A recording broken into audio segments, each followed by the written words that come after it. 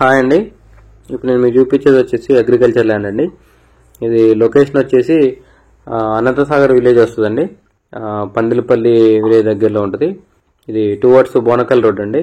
బోనకల్ వెళ్తుంటే మనకి పందిలపల్లి ఊర్లో నుంచి లెఫ్ట్ సైడ్ అండి. సో కనిపించేదండి ల్యాండ్. ఇక్కడ నుంచి వెనక టేక్ చెట్లు కనపడుతున్నాయి కదా, అక్కడ వరకు అండి. ఫెన్సింగ్ ఉంది కదా, అక్కడ వరకు. సో ఇది డిస్టెన్స్ వచ్చేసి మనకి అనంతసాగర్ విలేజ్కి జస్ట్ ఒక 1/2 కిలోమీటర్ ఉంటుందండి.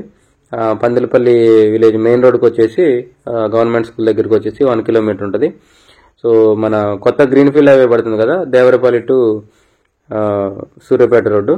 సో ఆ హైవేకి వచ్చేసి జస్ట్ ఒక 6 కిలోమీటర్స్ ఉంటుందండి.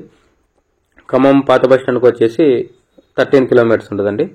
ఇది మనం టువర్డ్స్ బోనకల్ వెళ్తుంటే లెఫ్ట్ సైడ్ వస్తుందండి ప్రాపర్టీ.